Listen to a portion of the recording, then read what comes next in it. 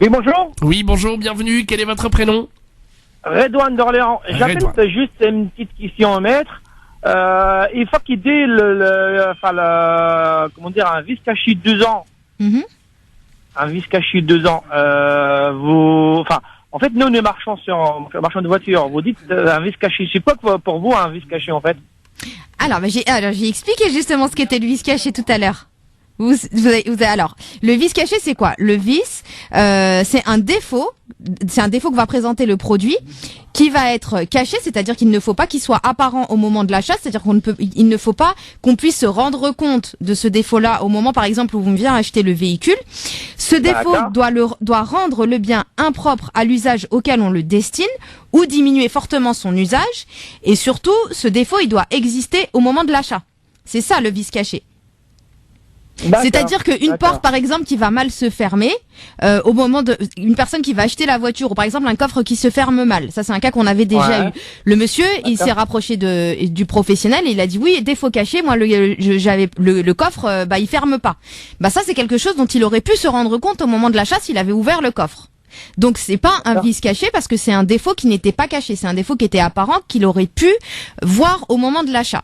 Il faut vraiment que ce soit quelque chose de caché. C'est-à-dire que quand on est face au vis caché, oui, dites-moi. Oui, je suis d'accord avec vous, madame, mais sur un véhicule occasion, un joint de culasse, enfin autre chose, c'est de l'usure, je veux dire, de jour au lendemain, le véhicule peut tomber en panne, c'est pas un vis caché pour nous. Alors c'est pour ça qu'on dit, c'est la troisième condition, et c'est vraiment ces 3 conditions cumulatives. Hein. La troisième condition, c'est que le défaut doit exister au moment de l'achat. Donc le joint de culasse, s'il n'existe pas au moment de l'achat, c'est pas un vis caché si c'est quelque chose qui apparaît par la suite à cause de l'usure. C'est vraiment un problème qui existe au moment de l'achat.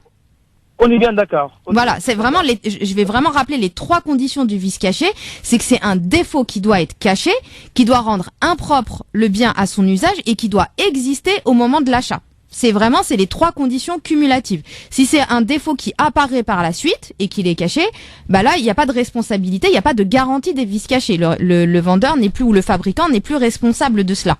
Celui qui achète, il répare à ses frais.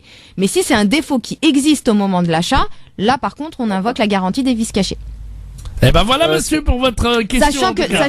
Sachant autre chose, juste une autre petite précision. Oui, elle voulait préciser quelque chose. Juste une autre petite précision, après je sais pas si ça peut vous concerner ou pas, mais cette garantie ne s'applique pas dans le cadre des ventes aux enchères. Parce qu'il y a beaucoup de véhicules qu'on peut acheter, par exemple, aux enchères. Oui. Lorsqu'on est face à un achat de véhicule lors d'une vente aux enchères ou d'un bien immobilier, la garantie des vis cachés ne s'applique pas. C'est vraiment en dehors de ce cadre-là. D'accord. Une petite question.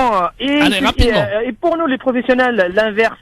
Si on prend un véhicule chez un particulier et le lendemain on voit qu'il y a un vis caché, est-ce qu'on a droit d'invoquer le vis caché? Ouais. Absolument. Absolument. Ah bon? Bien sûr. Bien sûr, vous avez le droit de... les professionnels, on a le droit de... Oui, mais en fait, il faut toujours revenir aux 3 conditions. Les 3 conditions cumulatives pour être face au vis caché.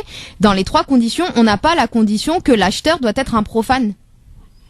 C'est pas posé comme condition. On peut être face à 2 professionnels, on peut être face à un professionnel et un non professionnel, on peut être face à deux particuliers. Vraiment, tout est. On peut même être directement face au fabricant. Tout est envisageable. Si vous êtes un acheteur professionnel et que vous achetez à un particulier, le particulier doit aussi vous garantir que le bien que vous achetez n'a pas de défaut caché et qu'il n'existe pas. Vous voyez, tout ça, c'est si ça s'applique. Voilà.